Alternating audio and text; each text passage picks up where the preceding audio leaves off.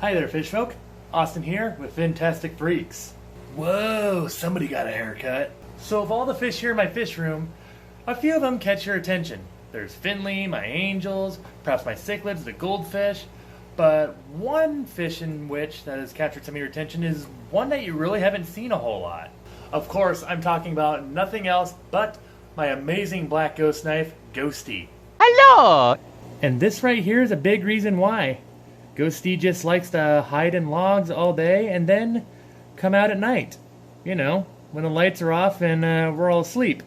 Despite the fact that the fish like to hide a lot, they're still relatively popular as they're kind of an unusual fish with that bottom fin that flows about like a ribbon. It's a really cool fish to watch move around.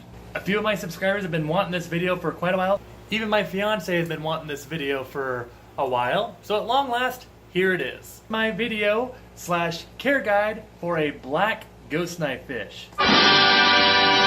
So this is usually how I see my black ghost knife, hiding in logs, and usually I have 3 of them in here. The one that's typically over there had a lot of algae on it, so I was cleaning some of it off. It was starting to not look so good. Why exactly do ghost knives prefer to hide, especially when you got the lights on in the aquarium? That is because black ghost knives in the wild are a nocturnal fish. In addition to that, ghost knives are nearly, if not almost completely blind. To help them see, they actually have a slight electric charge to them that kind of generates a little electromagnetic field for them that helps them sense out their surroundings, such as places to hide, as well as where to find food. Black ghost knives are mostly native to South America and bodies of water such as the Amazon River. But chances are you're not going to be keeping a black ghost knife in the actual Amazon River. You want to know how to keep them in a tank. So how do you go about that then? So if you've seen past videos of mine, you will already know that my black ghost knife currently lives inside this 75-gallon tank along with various rainbows as well as clown loaches, a striped Raphael catfish, got a big koi angel in here, as well as some roseline sharks. My 75 is also one of my more heavily planted tanks because ghost knives really like to have big, heavily planted tanks like this with plants such as Amazon swords, vows, which I got a little bit of both in here, as they like to be covered whenever they're out freely swimming out and about for reasons in which I spoke of earlier. Along with a lot of plants, it's also very ideal to have multiple hiding spots such as logs, as I have here, or you can make little caves out of rocks. Make sure the rocks are smooth though.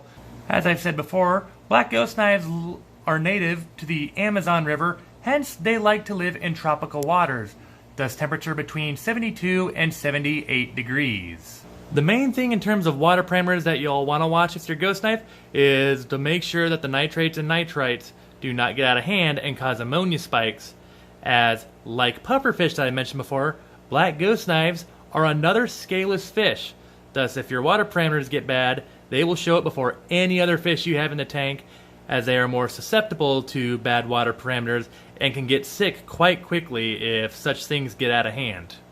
Currently, my black ghost knife is about 9.5, even knocking on the door, to 10 inches. But he is far from done growing, as these guys can grow up to over a foot big, even up to 18 inches, and it's not even unheard of that they can sometimes even reach around 24 inches. So even though Ghostie currently lives comfortably in that 75 over there, he will need to be upgraded to a tank down the road, which is in the process.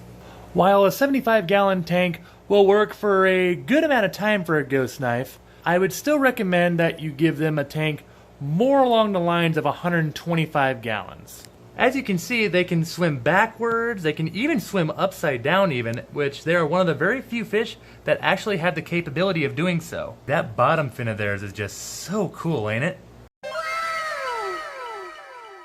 A black ghost knife's diet is quite carnivorous, as they are predators in the wild.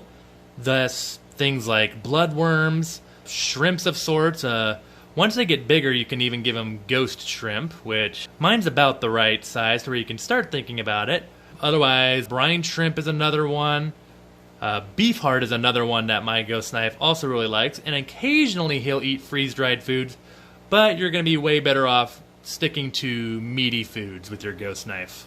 Despite ghost knives being highly carnivorous, as I just said, they are not overly aggressive eaters, thus making sure they get fed can have a couple challenges. Especially if you say have a tank like mine, where you have all sorts of other fish that are all over food once you put it in the tank. One way how you can feed the ghost knife, or at least make sure he gets food, is by hand feeding him. The cool thing is, black ghost knives are very intelligent fish, thus you can train them to be hand fed. Thus, it can also eliminate the issue of, making sure the ghost knife gets fed, especially since they're not overly aggressive eaters. So what I usually do is, have a good deal of jumbo bloodworms, beef heart, as I said earlier, put it in the water, in front of one of his logs where he likes to hang out, just poke his head right out, and take it right from your hand. To basically summarize, as long as you keep the water clean, do your normal routine water changes and such, or have good filtration to keep the nitrates and nitrites in check, and avoid ammonia spikes, as well as give your ghost knife a meaty diet, and plenty of places to hide, such as logs or caves and such. Do all these things, and your ghost knife will be happy and healthy. To those of you thinking about maybe getting a black ghost knife, I hope this video helps you get some helpful tips in terms of how to take care of them.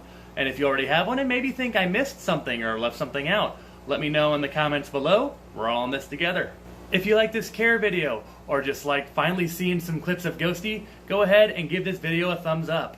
And if you like everything that I do here on my channel, consider subscribing to my channel to stay in the loop with fish profiles such as this, tank updates, fish store visits, public aquarium visits, all sorts of things. Speaking of staying in the loop, there's another way now how you can follow all my fish happenings, as I am now on Instagram. I will go ahead and add a link to my Instagram account in the description below, so to those of you that want to follow, can just follow the link and it'll get you where you need to go. As always, fellow fish folk, thank you for watching my video, and I'll see y'all on the next one. Stay fantastic.